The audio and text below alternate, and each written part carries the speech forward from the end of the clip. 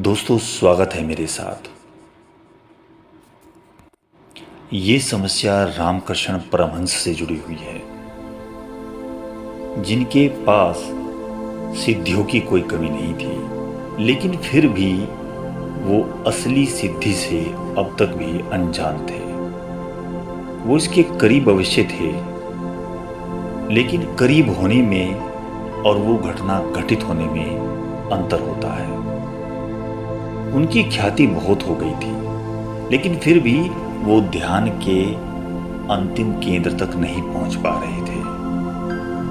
अलग अलग विद्वानों ने इस ध्यान की अवस्था का विश्लेषण किया है। यहीं पर संत ओशो कहते हैं, रामकृष्ण को पता था कि अभी कुछ ऐसा बाकी है, बस एक सीढ़ी हो, मगर दूसरों को क्या पता। दूसरे तो देखते थे कि इतनी ऊंचाई पर पहुंच चुका है ये संत आकाश में। उनको अभी भी पता नहीं था कि कुछ ऐसा शेष रह गया है। यहीं पर रामकृष्ण को उनके अंतिम गुरु तोतापुरी जी का मिलना हुआ और इसी बात को आगे बढ़ाते हुए रामकृष्ण जी ने निवेदन किया कि इस सीढ़ी को कैसे मैं पार करूं, हे गुरुवर मुझे कुछ रास्ता बताएं। तोतापुरी ने कहा, कठिन नहीं, ऐसे कठिन भी है कठिन नहीं, क्योंकि इतनी सीढ़ियां पार कर आए तो अब एक पार करने में इतनी भी अड़चन नहीं होगी। जैसे और सीढ़ियां तुमने पार की, ऐसी यह भी सीढ़ी पार करो। सूत्र वही है, जैसे और सब चाहें और सब इच्छाएं छोड़ दी, अब परमात्मा की चाह को भी छोड़ना होगा। और ऐसे कठिन भी है, क्योंकि और सब चाहे तो क्षुद्र थी, धन की चाह, पद की चाह, प्रतिष्ठा की, और दूसरे ऐसे भोगों की चाह छोड़ना भी आसान था। लेकिन ऐसे ध्यान की, आनंद की लालसा छोड़ना जरा कठिन है, मगर परमात्मा की चाह छोड़ना जरा कठिन है। जिसने इसे बचाने के लिए सब छोड़ा, अब उससे कहना इसे भी छोड़ दो तो कठिन है, मगर चेष्टा करो तो हो सकता है। जैसा कि हम जानते हैं, रामकृष्ण काली के अनन्य भक्त थे। अब इसको छोड़कर कैसे आगे बढ़े, जो कि सिद्ध हो चुका था। यहीं पर रामकृष्ण कहते हैं, गुरुवर मेरी सहायता करो। ये मेरे अकेले के वश की बात नहीं दिख रही कि मैं काली के सामने खड़ा हो जाऊं, काली मेरे सामने खड़ी हो जाए और मैं आगे बढ़ पाऊं। मैं तो भूल ही जाता हूं, मैं उस रस में इतना लीन हो जाता हूं, मुझे तो द्वैत बना ही रहता है।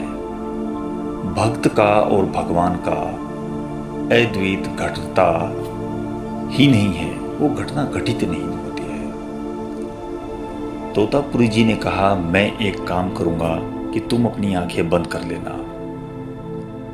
जैसे ही मैं देखूंगा, जैसे ही मुझे ये आभास होगा कि वो प्रतिमा और द्वैत उठने लगा है और काली की प्रतिमा, यानी कि जिसकी तू आराधना करता है, उसकी प्रतिमा तेरे सामने आ गई है, मैं आवाज दूंगा, रामकृष्ण उठा, तलवार कर दे 2 टुकड़े, तो फिर देर मत करना, उठा लेना और 2 टुकड़े कर देना।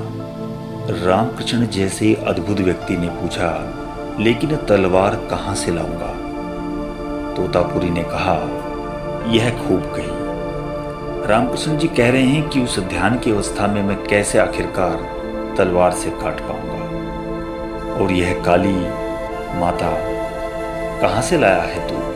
तोतापुरी जी पूछते हैं, जैसे तू काली मां को लाया वैसे ही तलवार लेकर के आना।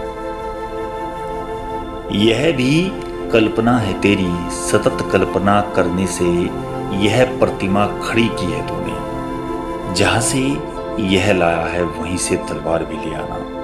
मगर रामकृष्ण ने कहा, मां को और तलवार से काट दूं, इससे तो मैं खुद ही मर जाना पसंद करूंगा। तोतापुरी ने कहा, फिर तेरी मर्जी, मगर यह करना ही होगा। अगर तू एक सीढ़ी और पार करना चाहता है तो यह काली को छोड़ना ही होगा। अब यही बाधा है, यही तेरी आराध्य है, यही तेरी पूजा है और प्रार्थना, यही तेरी भक्ति अर्चना, यही बाधा है। तू कोशिश कर। अब बार बार रामकृष्ण आंख बंद करें, कोशिश करें, मगर कुछ भी ना हो, वो कोशिश पूरी ही ना हो।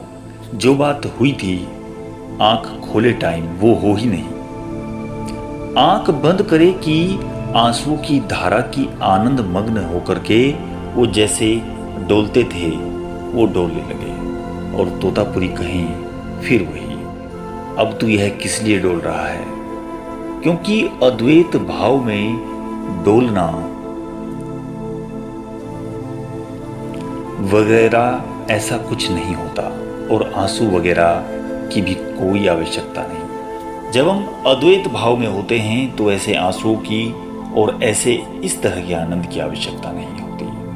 अद्वैत भाव तो है ही स्थिर होने का नाम। रामकृष्ण कहते हैं, मगर मैं भूल ही जाता हूं, आपकी याद ही नहीं रहती। आपने जो कहा वह भी भूल जाता हूं। जैसे ही आंख बंद करता हूं मां के दर्शन होते हैं और बस मुझे आपकी याद ही नहीं रहती। आपने जो उपदेश दिया वो भी याद नहीं रहता। तो तोतापुरी जी ने कहा कि अब आखिरी उपाय है, क्योंकि कल सुबह मुझे जाना है। वे गए और रास्ते से एक कांच का टुकड़ा उठा लाए।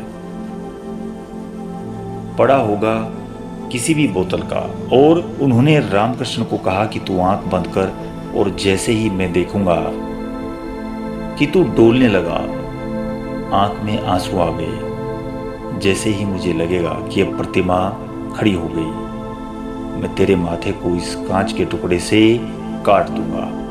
और जब मैं तेरे माथे को काटूं उस वक्त तू भी एक बार हिम्मत करके उठाकर तलवार से 2 टुकड़े कर देना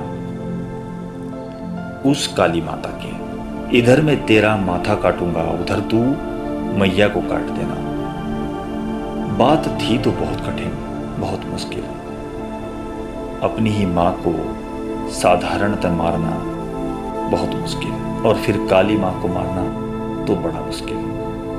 और यही तो जिंदगी भर रामकृष्ण जी की साधना थी। और इस साधना में खूब फूल खिले थे और खूब रस बहा आनंद का, खूब गीत जन्मे। इस सब को पहुंच देना एकदम से। मगर रामकृष्ण जी जानते थे कि तोतापुरी जी कल चले जाएंगे और फिर कोई मार्ग नहीं आगे बढ़ने का। ऐसा आदमी मिलना भी दूभर हो जाएगा जो यूं मदद के लिए आ गया हो। तो हिम्मत की तोतापुरी ने काट दिया माथा। लहूलुहान खून की धारा बह गई रामकृष्ण के माथे से। और जब तोतापुरी जी ने माथा काटा तब उन्हें भी याद आई। भीतर उठाई उन्होंने एक तलवार, कल्पना की और 2 टुकड़े कर दिए काली के। 6 घंटे के लिए स्थिर हो गए, क्योंकि द्वैत में चले गए थे। यहां पर ये भावना स्थिर हो जाती है। रोआ भी ना हिला, 6 घंटे के लिए पत्थर हो गए। और जब आंख खोली तो आज एक अपूर्व दशा थी जो आनंद के पार थी, जो सारी अभिव्यक्तियों के पार है। रामकृष्ण ने जो वचन, पहला वचन बोला 6 घंटे के बाद, वह यही था। आज अंतिम बाधा गिर गई। हे गुरुवर, बहुत बहुत धन्यवाद। तोतापुरी को तुम्हारी करुणा अपार है, ऐसा कहकर उन्होंने धन्यवाद किया। आज अंतिम बाधा गिर गई, आज आखिरी सीढ़ी पार हो गई। अंतिम चाह को भी छोड़ देना यही सबसे बड़ी कठिनाई होती है। जो इसको पार कर गया वो ध्यान के अंतिम छोर तक जाता है। ये तोतापुरी जी और रामकृष्ण परमहंस जी के मिलन का अद्भुत दृश्य था, एक गुरु और शिष्य का। ये घटना हमको यह भी बताती है कि गुरु और शिष्य का संबंध कैसा होता है और गुरु किस तरीके से उपाय करता है। गुरु उपाय है, किसी भी शिष्य के लिए वो मार्ग देता है। और इस बात को समझ लीजिए, हर तरह के आनंद को छोड़ना, यहां तक कि अपने ध्यान में होने वाले आनंद को भी छोड़ना, परमानंद की तरफ लेकर के जाता है। यही सच्चा आत्मज्ञान होता है।